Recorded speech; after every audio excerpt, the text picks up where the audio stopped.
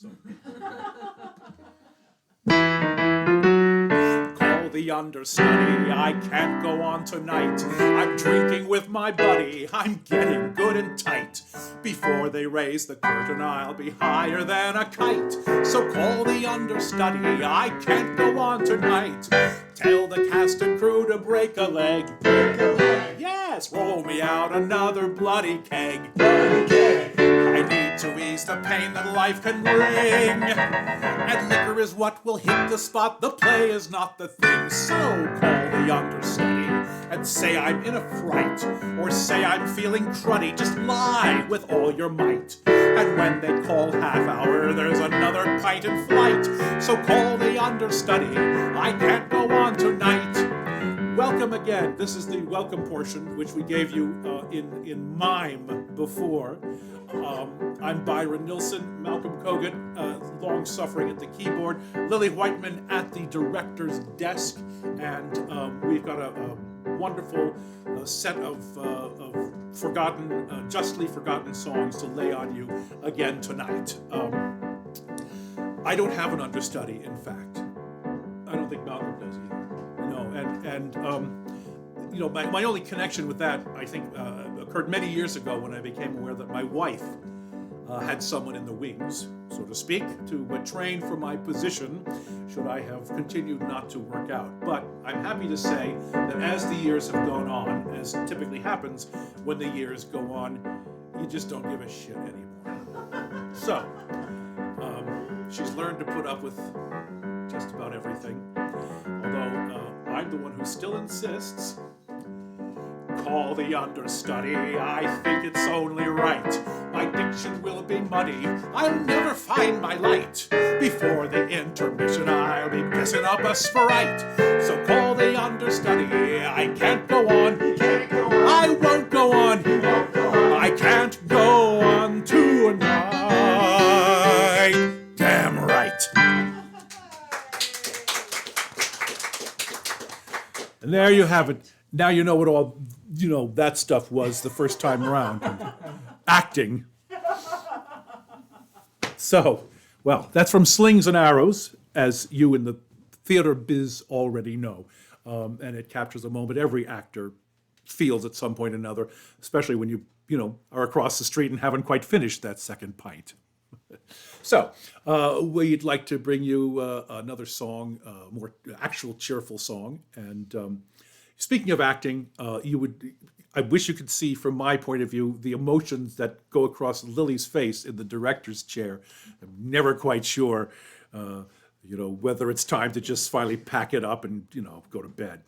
Anyway, this is a song that, for the New Depression, we promised you songs for the New Depression, and I think that we're going to have years and years of potential for that. But here's a song from even before the first Depression of 1929, after which everything just went to hell in a handbasket anyway. This is a song from 1926. It's wrongly attributed to George Gershwin. It's actually, the connection is that the lyrics are by his lovely wife, Ira. That's how Ira was introduced at some awards ceremony back in the 30s. You sure it wasn't Irma? It's amazing that even when you have a sequestered peanut gallery, you still have a peanut gallery. The music's by Philip Charig. This was in a 1926 review called Americana.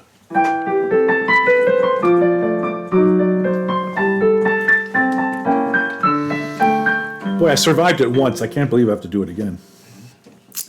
Anytime the thunder starts to rumble down, don't let hope tumble down or castles crumble down. If the blues appear, just make the best of them. Just make a jest of them. Don't be possessed of them.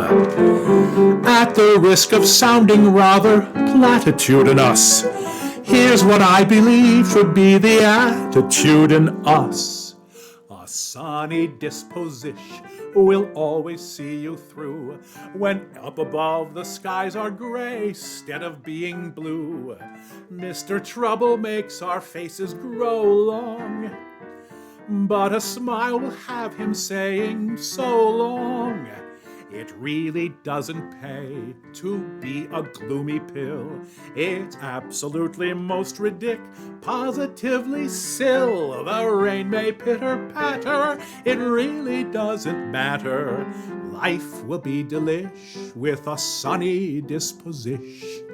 So this time I said, when up above the skies are gray. It's actually the lyric was when the skies are blah, but I learned it off a record where gray was, I don't even remember which record it was, but now I'm going to find out and go kill the singer. Although probably whoever I was listening to is already long dead. Anyway, we'll try this a second time and see if I can get that one right. Here's the soubrette's answer to the Juvenile's initial verse, because that's how they did it then. Must confess I like your way of viewing it. No use in ruining it when gloom is bluing it. Taking your advice, the sad and weariel have no material to be funereal. It's a thought that they should all be swallowing, my dear. Look at me, already you've a following, my dear. A sunny disposition will always see you through. When up above the skies are blasted of being blue, Mr. Trouble makes our faces grow long, but a smile will have him saying so long. Really doesn't pay to be a gloomy pill. It's absolutely most positively sill. The rain may pitter-patter, it really doesn't matter. Life can be delish with a sunny disposition.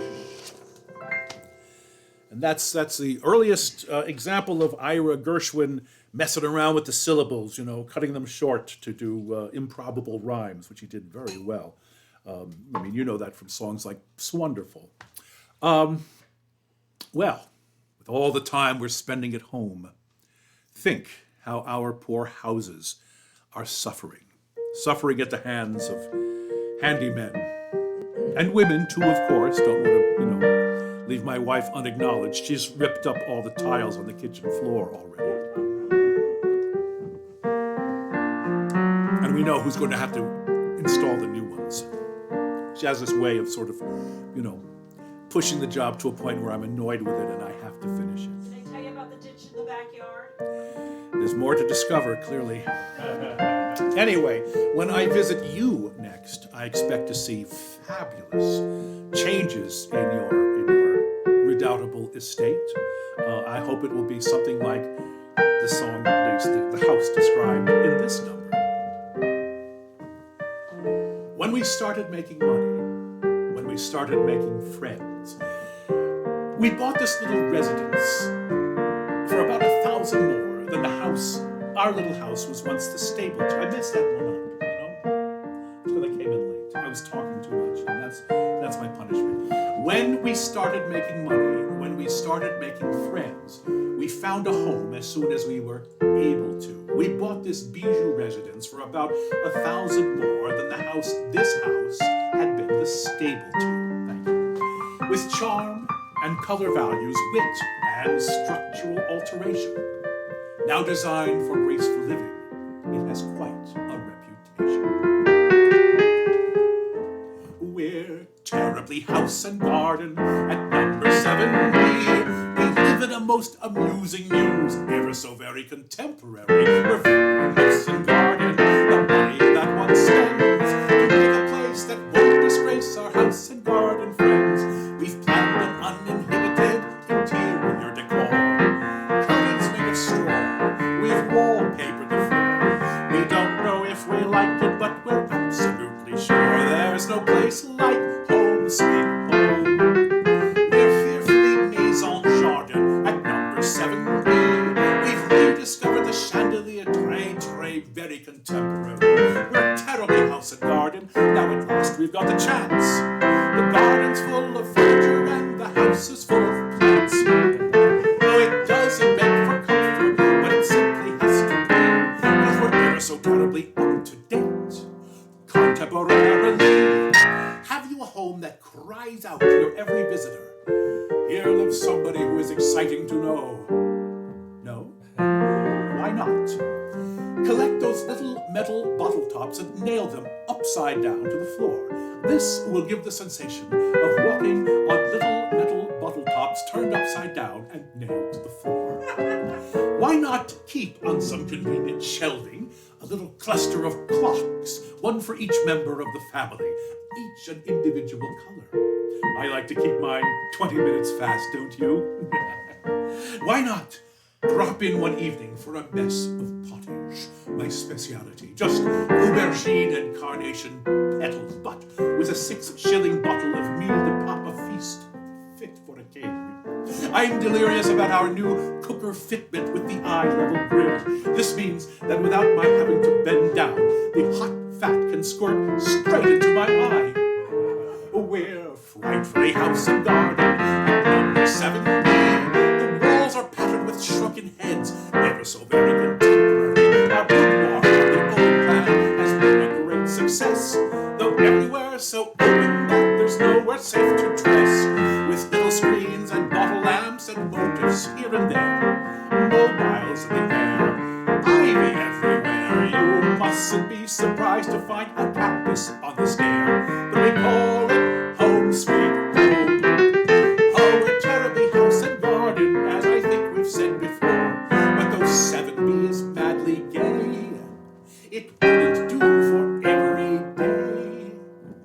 We actually live in 7A. In the house next door. Thank you. That's nice. I made different mistakes that time. If you want to hear how it goes in the hands of Flanders and Swann, who wrote it, search for the video of Design for Living. You will find a high school project that Lily Whiteman put together, showing the art of pixelation, which is a sort of animated, moving animation, still pictures that are animated to go with the. I'm going to stop right there. She's making those faces and killing my close-ups. Flanders and Swann, Michael Flanders and Donald Swann wrote wonderful numbers for British reviews in the 40s and 50s. At the end of the 50s, they got up on stage in a show called At the Drop of a Hat and did it themselves. And then At the Drop of Another Hat was the successor, both of which played the West End and Broadway. And their songs have been fixtures of our shows for well over 30-some years. Long time. You're bored, huh? Yeah, I know. And yet, the songs never pall on me, which is why, for the umpteenth millionth time, I want to share with you one. Now that we're all going outside, well, I'm getting there. Now that we're all outside once again, and that I've prepared myself with the bleach and hydroxychloroquine, I believe I am now prepared to enjoy the sort of encounter described in this next number.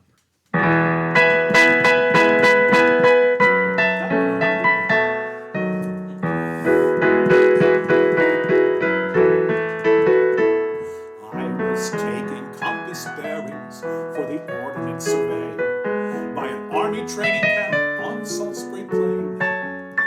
I had packed up my theodolite, was calling it a day, when I heard a voice that sang a sad refrain. Oh, my darling armadillo, let me tell you of my love. Well, listen to my armadillo round the lane.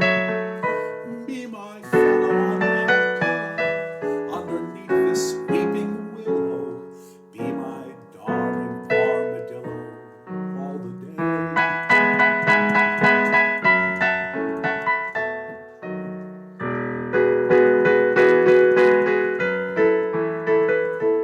I was somewhat disconcerted by this curious affair.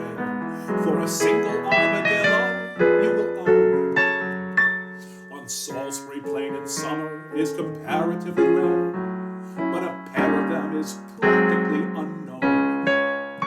Drawn by that mellow solo, there I followed on my bike to discover what these armadillos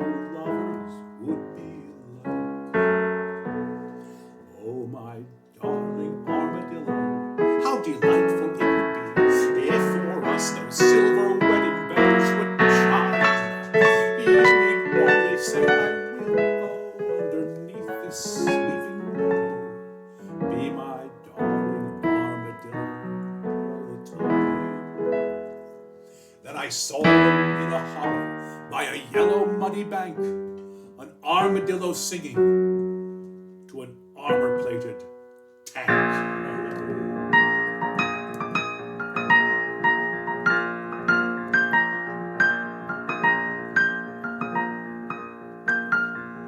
Should I tell him, gaunt and rusting, with the willow tree above, this, abandoned on maneuvers, is the object of your love?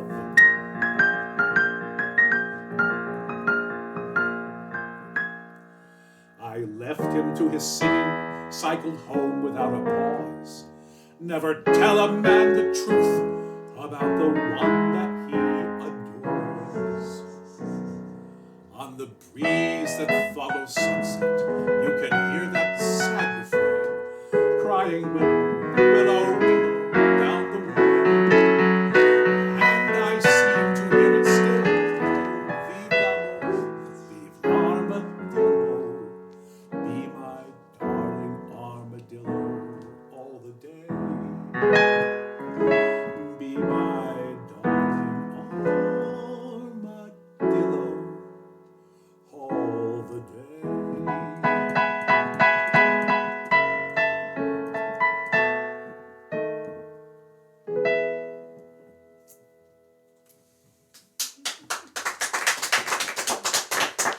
That's so sad. It's so sad, and yet so sweet. Susan seemed to have no remorse whatsoever when she ran over one of them in Texas.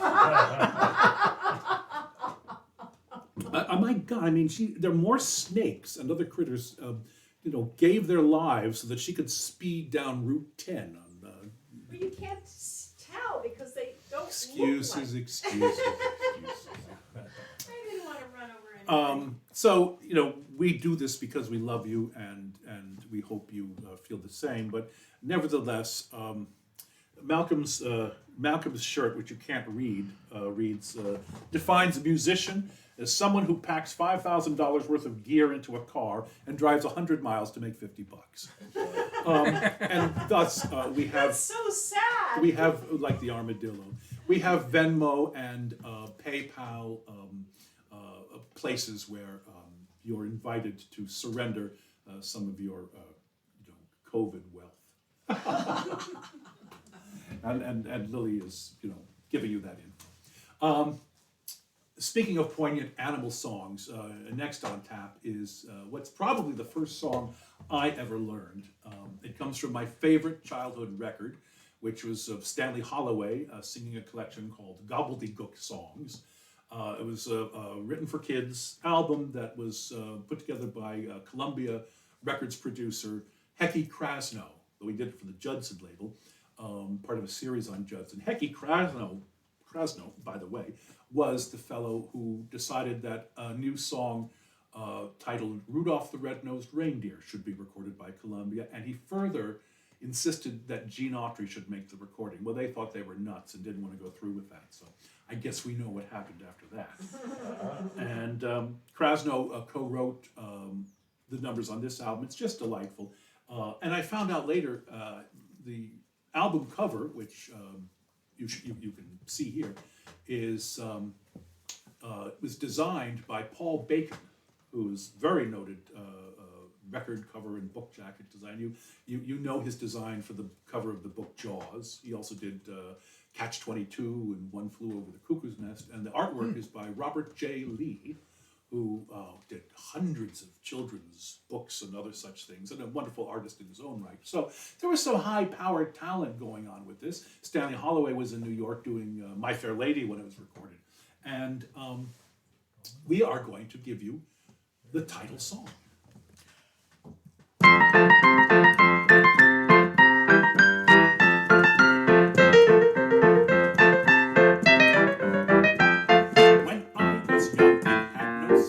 I crawled through a hole in the backyard fence. I crawled up through and there I spied the same size hole on the other side. I called my ma, I called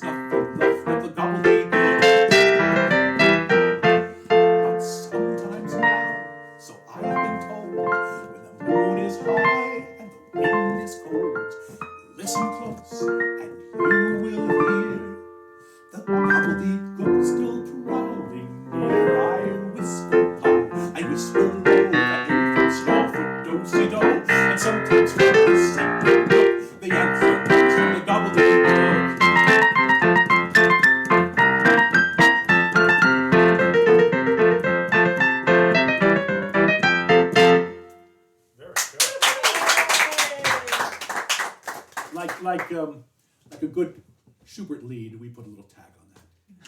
Byron, can you check that your mic is plugged in? Yes.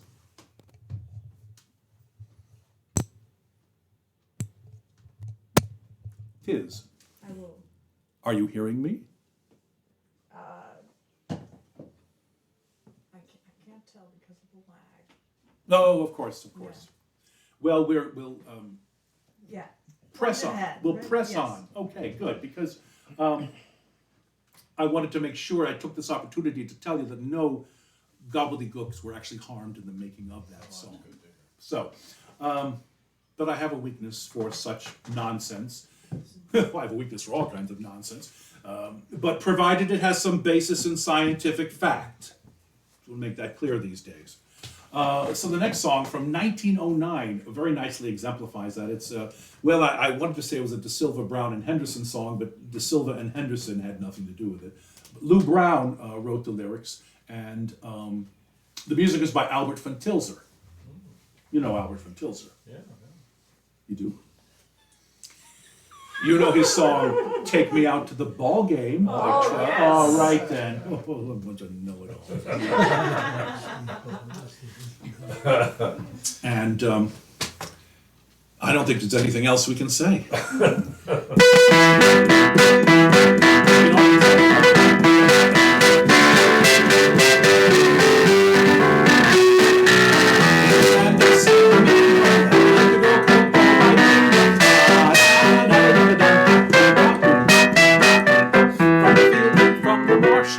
Came the young and oh by goshes,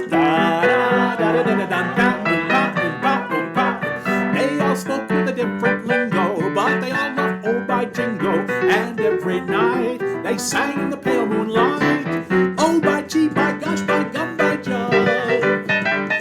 Oh by Jingo, won't you hear our love? We will build for you a hut, you will be our favorite nut. We'll have a lot of little oh by gollies, and we'll put them in the follies. By Jingo said, by gosh, by gee.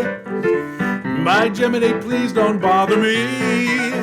So they all went away singing oh by gee, by gosh, by gum, by jump, by Jingo. By gee, you're the only girl for me. Oh, my Jingo had a lover, he was always undercover. Da da da da da da da da, oompa oompa oompa oompa. Every night she used to meet him. Ooh, how nice she used to treat him. Da da da da da da da da, oompa oompa oompa. They eloped, but they both were collared as the gang stood there and hollered, "Don't make a fuss, you've got to take one of us." Oh, by gee, by gosh, by gum, by Jove. Oh, by Jingo, won't you hear our love?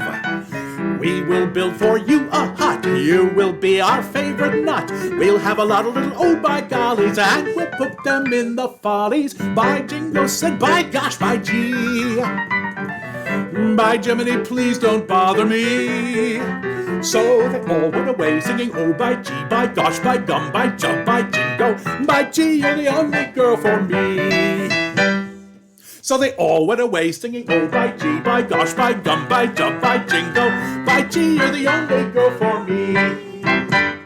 So they all went away singing oh by gee, by gosh, by gum, by jump, by Jingo. By gee, you're the only girl for me. That's good enough. And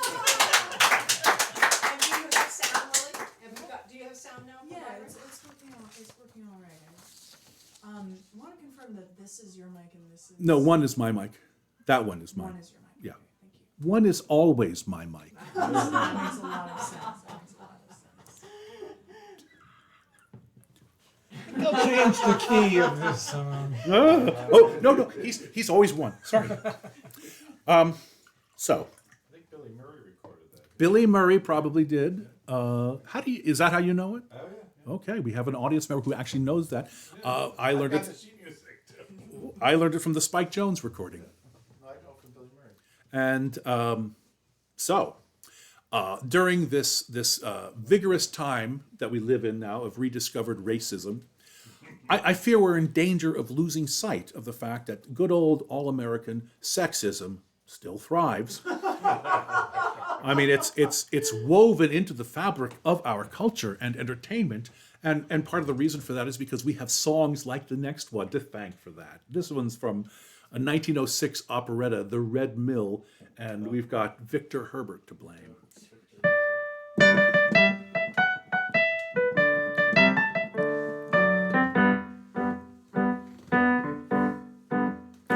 I should like, without undue reiteration of the ego, to explain how very hard I find it is to make my pay go round among my vulgar creditors. I'm fearfully in debt, for I always have afforded anything that I could get. But I must say I've enjoyed the best of what there is in life.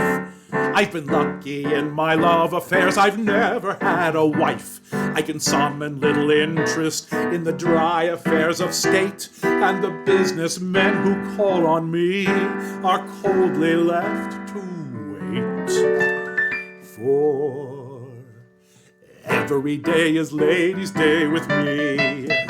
I'm quite at their disposal all the while. And my pleasure it is double if they come to me in trouble, for I always find a way to make them smile. The little darlings, I've no doubt I should have married long ago. It's the proper thing to do, you'll all agree.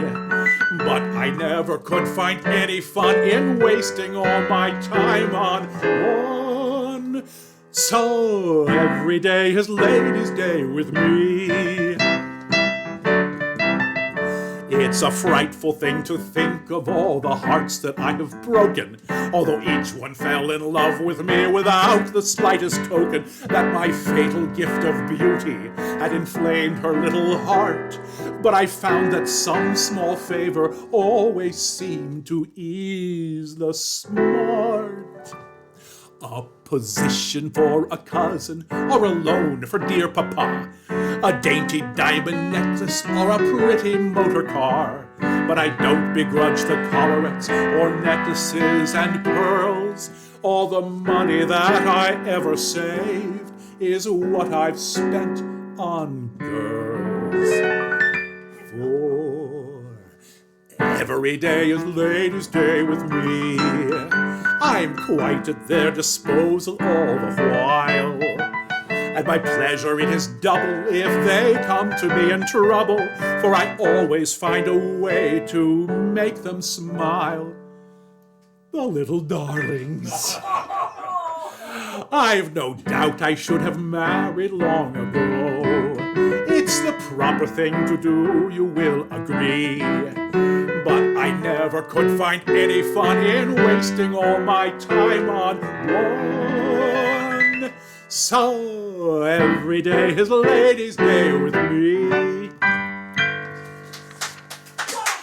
What are you applauding for? Oh my goodness! I mean, good point. My pleasure it is double if they come to me in trouble. What the hell is that supposed to mean? I mean, but of course, he is following the time-honored tradition of, buying them off with cars and jewelry. Living in that one. That's what I say. That's that's what's so revolting. But fortunately for us, Tom Lehrer took a look at and listened to that kind of sentimental number and came up with an even more tender interpretation of the sentiment there. You don't believe me?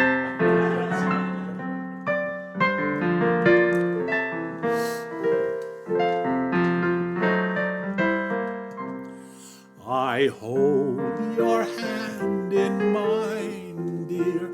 I press it to my lips. I take a healthy bite from your dainty fingertips. My joy would be complete, dear, if you were only here. But still I keep your hand as a precious souvenir. The night you died, I cut it off. I really don't know why. For now, each time I kiss it, I get bloodstains on my tie. I'm sorry now I killed you, for our love was something fine. And till they come to get me, it's up there somewhere, I shall hold your hand in mine. That's it. That's all. That's it. You know, I decided to try my hand at the sentimental number. Oh, we should go through with it. Except I wanted to capture that kind of so uncertain feeling you would have after the first date, or if you were lucky, or if you got lucky, the second date. When you're asking yourself, do we have a future? Is she the right one for me? Should I start drafting the prenup now? I wrote this for a one-act musical with music by Tom Savoy. The musical is titled I Find You at Last, small I, @ sign in the middle. And it told the story of a chance encounter in a cell phone shop that leads to romance in spite of all technology. But since we wrote it about 15 years ago, all that technology has been superseded. So this song is kind of orphaned, and after I finish it and my wife gets a load of it, so will I be.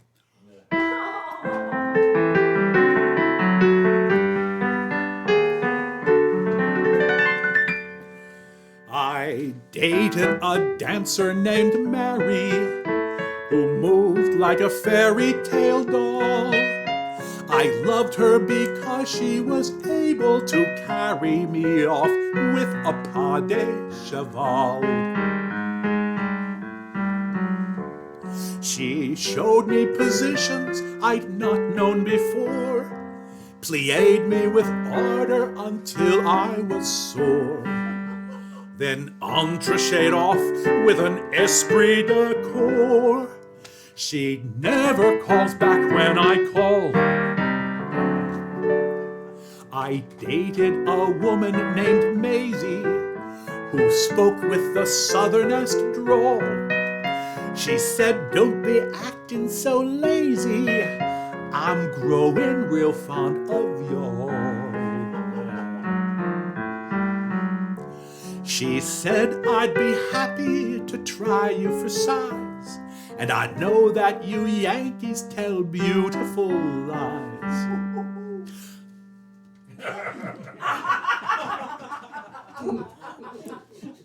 But I see that the South ain't a-going to rise. She never calls back when I call. Then there was Pearl from Poughkeepsie, whom I met at a charity ball. She said if she got just a little bit tipsy, her least inhibition would fall. I offered her wine, she drank whiskey instead. I drank whiskey with her, it went to my head. I woke up next morning alone in my bed. She never calls back when I call. Have you had enough? I rode to the hounds with Miss Minnie. We'd meet in her stallion stall. She said, pay no mind should he whinny, as on top of our blanket we'd sprawl. She seemed such a lady, so proper and prim. I couldn't believe as I fondled her limb that as I stared at her, she was staring at him. That's enough of that. She never calls back when I call. Oh. That's very clever. Oh, don't call it clever. Oh. That's such a Westchester County compliment. You know, it's time to end. Oh, this is also another time to mention the whole Venmo, PayPal, support the artist thing. And Could be for an actual tech person or perhaps tech training. Then for yes, For sound. very good, Lily. We'll hire a sound person or a sound person or all of the above. And now it's time to get into the grisly world of politics. She just got that. The grisly world of politics. Which one is she? Sound person or a sound person? Oh, both. neither.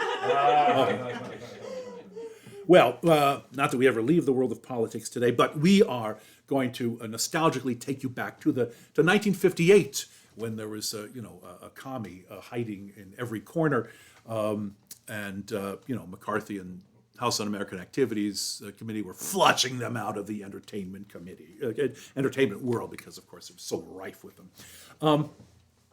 The John Birch Society was formed to ensure that such will-o'-the-wisp boogeymen would continue to be feared by idiots, and it may surprise and depress you to learn that organization still exists today.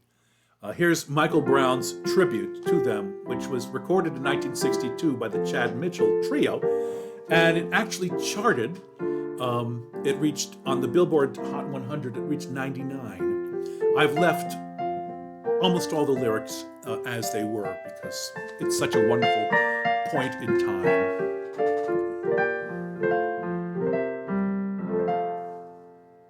Oh, we're meeting at the courthouse at 8 o'clock tonight. You just come in the door and take the first turn to the right. Be careful when you get there, we'd hate to be bereft, but we're taking down the names of everybody turning left, 'cause we're the John Birch Society, the John Birch Society, here to save our country from a communistic plot. Join the John Birch Society, help us fill the ranks. To get this movement started, we need lots of tools and cranks. Now there's no one that we're certain that the Kremlin doesn't touch. We think that Ronald Reagan doth protest a bit too much. We only hail the hero from which we took our name. We're not sure what he did, but he's our hero all the same, 'cause we're the John Birch Society, the John Birch Society. Socialism is the ism, dismalest of all. Join the John Birch Society, there's so much to do. Have you heard they're serving vodka at the WCTU? Well, you've heard about the agents that we've already named, and MCA has agents that are flatly unashamed. We're after Rosie Clooney, we've gotten Pinky Lee, and the day we get Red Skelton, won't that be a victory? 'Cause we're the John Birch Society, the John Birch Society. Norman Vincent Peale may think he's kidding us along, but the John Birch Society knows he spilled the beans. He keeps on preaching brotherhood, but we know what he means. Well, we'll teach you how to spot them in the cities or the sticks, for even Fulton County is just full of Bolsheviks. The CIA subversive, and so's the FCC. There's no one left but thee and me, and we're not sure of thee, 'cause we're the John Birch Society, the John Birch Society, here to save the country from a communistic plot. Join the John Birch Society, holding off the Reds. We'll use our hands and hearts, and if we must, we'll use our heads. Do you want Justice Warren to be your commissar? Do you want Mrs. Brezhnev in there with the DAR? You cannot trust your neighbors or even next of kin. If mommy is a commie, then we have to turn her in, 'cause we're the John Birch Society, the John Birch Society, fighting for the right to fight the right, fight for the right. Join the John Birch Society as we're marching on. We'll all be glad to see you when we're meeting in the John Birch Society.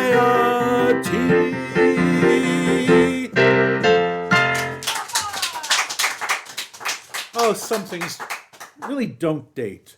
Now, Michael Brown, who wrote that, was an immensely talented fellow who came up through the ranks of cabaret shows in New York, wrote for many of them, and someone with whom I worked very briefly over 30 years ago.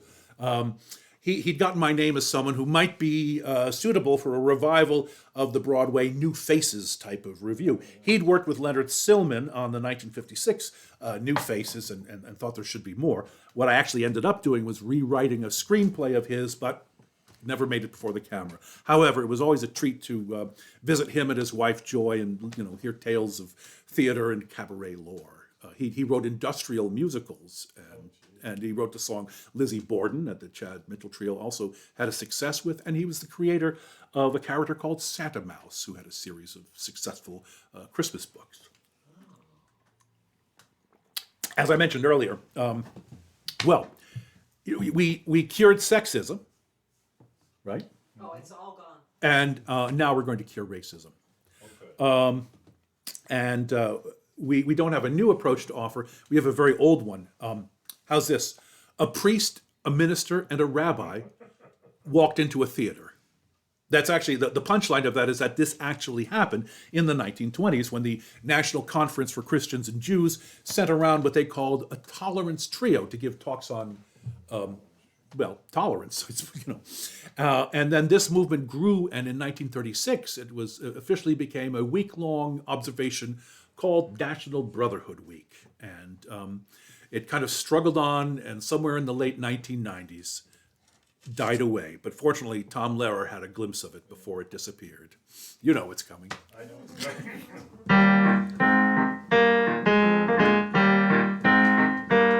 Oh, the white folks hate the black folks, and the black folks hate the white folks. To hate all but the right folks is an old established rule, but during National Brotherhood Week, National Brotherhood Week, Donald Trump and AOC are dancing cheek to cheek. It's fun to eulogize the people you despise, as long as you don't let them in your school.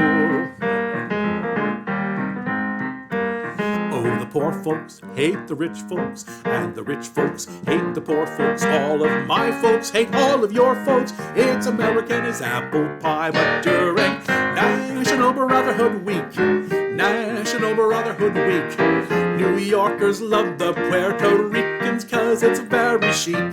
Step up and shake the hand of someone you can stand. You can tolerate him if you try. Oh, the Protestants hate the Catholics, and the Catholics hate the Protestants. All the Hindus hate the Muslims, and everybody hates the Jews. But during National Brotherhood Week, National Brotherhood Week, it's national, everyone smile at one another. Hood Week, be nice to people who are inferior to you. It's only for a week, so have no fear. Be grateful that it doesn't last all year. Oh, it's good to get that out of my system. Well, we promised you songs of the old Depression to celebrate the new Depression. Here is one from 1932.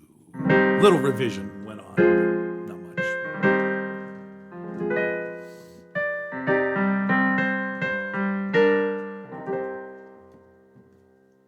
Everything is topsy-turvy with the world today. All the world is restless since depression came our way. So last night I went to sleep and dreamed that I had died. My weary body felt at ease, and to myself I cried. Look at the flowers, they're certainly sweet. Oh, it sure is swell to be laying out dead. And look at the people all lining the street. It sure is swell to be laying out dead. There's a lot of consolation riding peacefully past the guy that stole my wife. I know he envies me. And look at the horses. Oh boy, what a treat. It sure is swell to be laying out dead. This one goes on. Look at the mourners. Oh, don't they look grand? It sure is swell to be laying out dead. that delicate music that's played by the band. It sure is swell to be laying out dead. There's the butcher and the baker standing in their doors. I won't have to worry how to dodge them anymore. And look at the landlord just shaking his head. It sure is swell to be laying out dead. Look at my sweetheart, she's classy in red.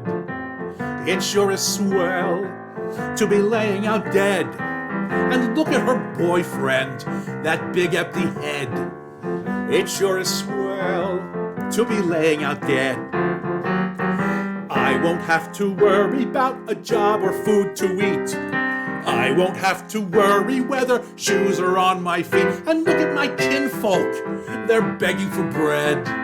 It sure is swell to be laying out dead. My summer vacation is now out of reach.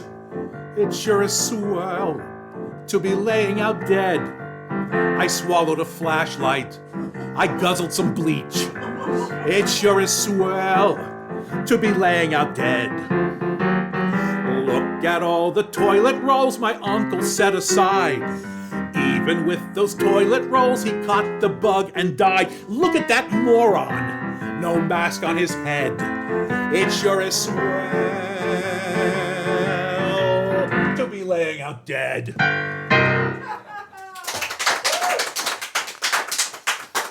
All right, I touched that one up a little bit lyrically. And how's shopping going for you lately? Oh, God. The supermarkets have, they've turned into hellish spaces of mask-free idiots going the wrong way down the one-way aisles, demonstrating their independence by allowing themselves to cough in your face. We're dealing with idiots enough as it is, but there's nothing like the panic of a pandemic to, inspire IQs everywhere to plummet. So, to those who are clearing the shelves of flour and yeast and macaroni and cheese, Malcolm. we have, picking on him, Okay. we have the following recommendation.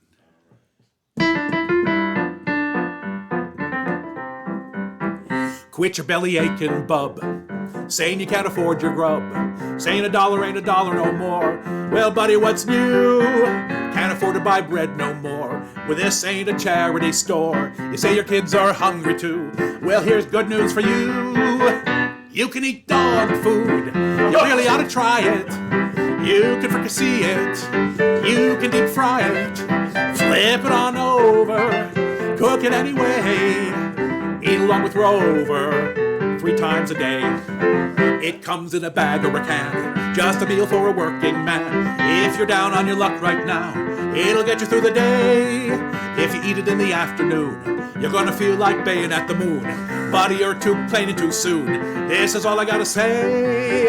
You can eat dog food. You really ought to try it. You can fricassee it. You can deep fry it. Flip it on over. Cook it anyway. Eat along with Rover 3 times a day. Find yourself a little vacant lot. Clear the garbage off a little spot. Build a fire, let the coals get hot. Then ask the neighbors in. You can open up a can or two. Make patties like the swell folks do. Have yourself a little barbecue and let the fun begin. You can eat dog food. You really ought to try it. You can fricassee it. You can deep fry, flip it on over, flip it on over. Cook it anyway. Eat along with Rover 3 times a day. You can eat dog food, yeah, you really ought to try it. You can fricassee it. You can deep fry it. Flip it on over. Cook it anyway. Eat along with Rover 3 times a day.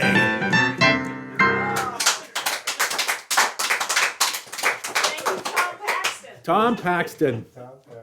You like that? Wow. Okay, I get everybody at home singing along too. That was very, very hungry of you. So I don't recall why he wrote that. I was trying to find out, did some politician suggest that? Or was it pronounced as a health benefit? I mean, I looked it up, and that's what I find is people saying, that you can do this and it could be good. So Well, I thought it was because there were so many poverty-stricken people and there wasn't enough subsidies that they were getting by eating cat and dog food because that was affordable. Will you stop being so serious? Oh my goodness. Well, anyway, I don't know why. It was a health benefit, a politician's thing, whatever it was. We won't kibble.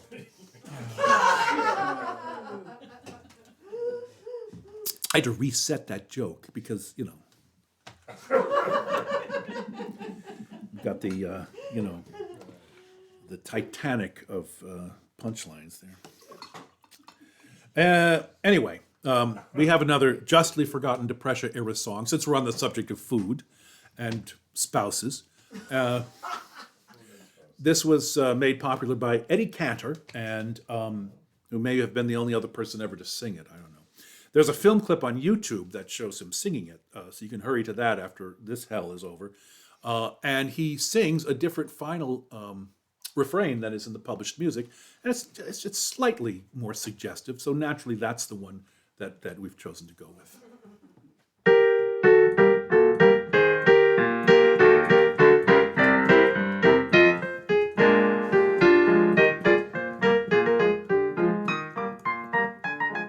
What's the greatest problem now throughout the land? What's the only problem needs a helping hand? It isn't prohibition or farm relief I find. It's something more important now on everybody's mind. Just walk into any home today. It's 10 to 1 you'll hear each husband say, my wife is on a diet, and since she's on a diet, home isn't home anymore. No gravy and potatoes, just lettuce and tomatoes. Where are the pies I adore? Oh, oh, oh, oh, what a disgrace. I'm ashamed to look a grapefruit straight in the face. My wife is on a diet, and since she's on a diet, I'm losing a pound every day. If you believe that, you believe anything. But you know what it's like? I'll tell you. Monday, grapefruit, breakfast and for dinner, and at night some orange juice. Tuesday, grapefruit, boys, I'm getting thinner. All my clothes are getting loose. They came that way.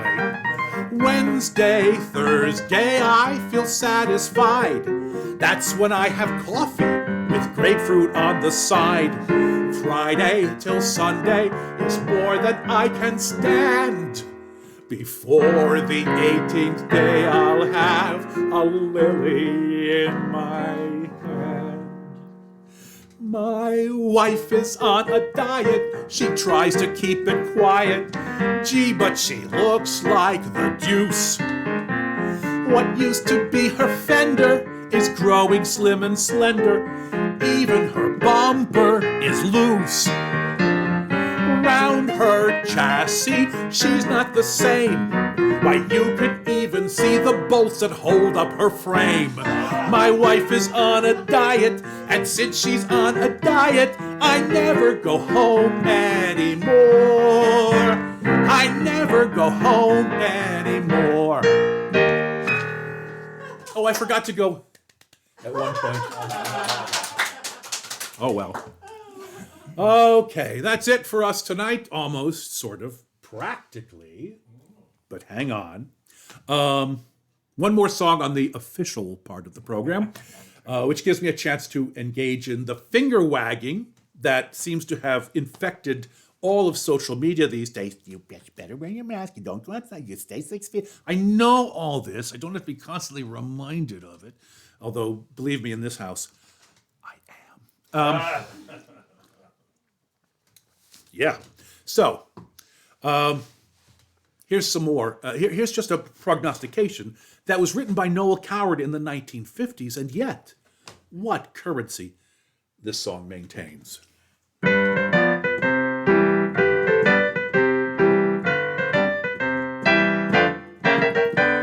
Life today is hectic, our world is running away. Only the wise can recognize the process of decay. Unhappily, all our dialectic is quite unable to say whether we're on the beam or not, whether we'll rise supreme or not, whether our new regime or not is leading us astray. We all have Frigidaires, telephones, moving pictures and movie shows to shield us from the ultimate abyss. We have our daily bread neatly cut, every modern convenience, but the question that confronts us all is this. What's going to happen to the children when there aren't any more grown-ups? Having been injected with some rather peculiar glands, darling mom's gone platinum and dances to all the Roomba bands. The songs that she sings at twilight would certainly be the highlight of some of those clacks that Elsa Maxwell takes around in yachts. Rockabye, rockabye, rockabye, my darlings. Mother requires a few more shots. Does it amuse the tiny mites to see their parents high as kites? What's going to happen to the tots? It's pretty finger wagging. Life today's neurotic, a ceaseless battle we wage. Millions are spent to circumvent the march of middle age. The fact that we grab each new narcotic can only prove in the end whether our hormones gel or not, whether our cells rebel or not, whether we're blown to hell or not. We'll all be round the bend from taking Benzedrine, Dexamel, every possible sleeping pill to knock us out or knock us into shape. We all have shots for this, shots for that, shots for making us thin or fat. But there's still one problem that we can't escape. What's going to happen to the children when there aren't any more grown-ups? Thanks to plastic surgery and Uncle's abrupt demise, dear Aunt Rose has changed her nose but doesn't appear to realize the pleasures that once were heaven look silly at 67, and youthful allure you can't procure in terms of perms and pots. So lullaby, lullaby, lullaby, my darlings, try not to scratch those large red spots. Think of the shock when Mummy's face is lifted from its proper place. What's going to happen to the tots? What's going to happen to the children when there aren't any more grown-ups? It's bizarre when Grandmama, without getting out of breath, starts to jive at 85 and frightens the little ones to death. The police had to send a squad car when Daddy got fried on vodka and tied a tweed coat round Mummy's throat in several sailor's knots. So hush-a-bye, hush-a-bye, hush-a-bye, my darlings. Try not to fret and wet your cots. One day you'll clench your tiny fists and murder your psychiatrists. What's going to happen to the tots?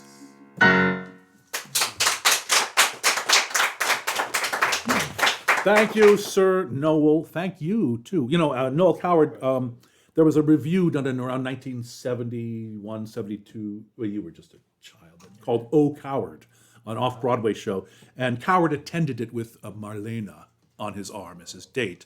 And when he was asked by a reporter, coming out, what he thought of it, he said, I came out whistling the tunes. So, thank you, everybody. Thank you, Malcolm. And thank me for putting you through this.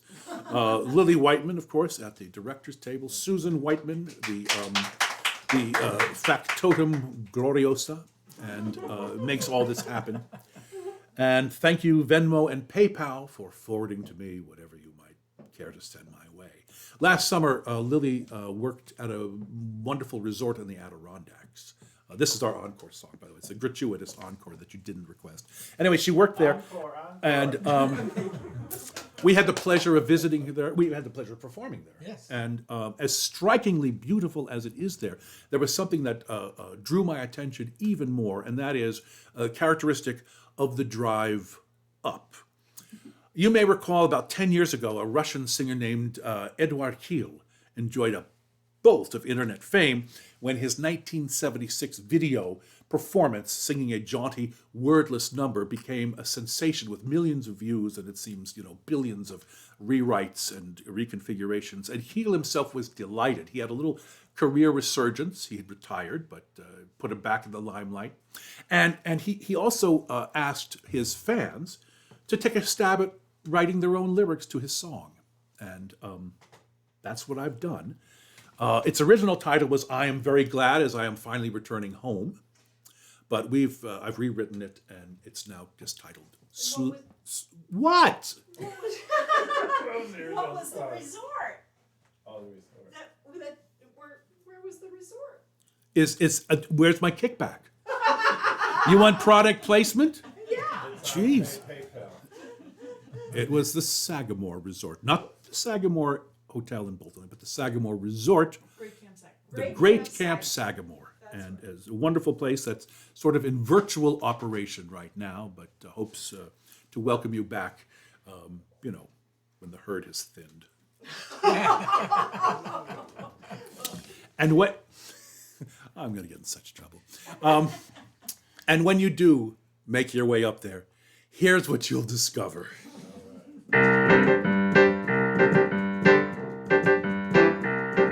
Slow, oh so slow, as we drive the highway. Driving very slow, God, you're slow, and you're going my way. I have come to hate New York State 28, that's the way I go. Very soon I find I'm behind. Are you blind? Someone driving slow. Oh, I know. It's your trees and skyway. There's a dotted line. The road will be mine as past him I go. But there's now a truck and I'm stuck. What the heck? And he's going slow. Going really slow.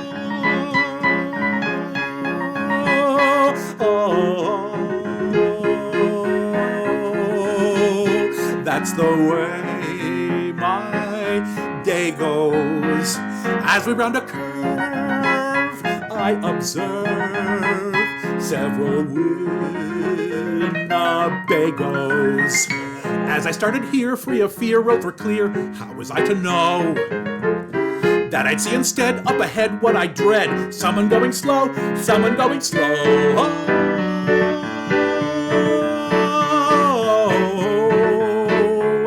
Those brake lights gleaming, slow on, slow on, slow. And I feel like screaming. I have come to hate New York State 28, that's the way I go. Right away I find I'm behind and I'll be kind. Someone driving slow, someone driving slow, someone driving slow, someone driving slow, someone driving slow. As molasses frustration amasses, cause nobody passes at all.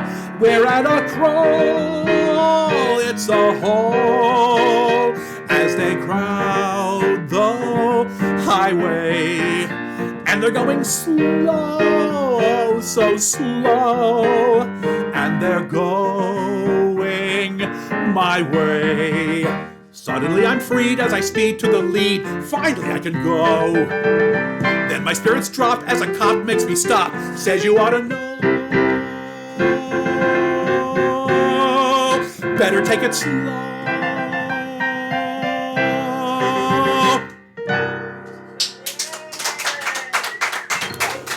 Thank you again.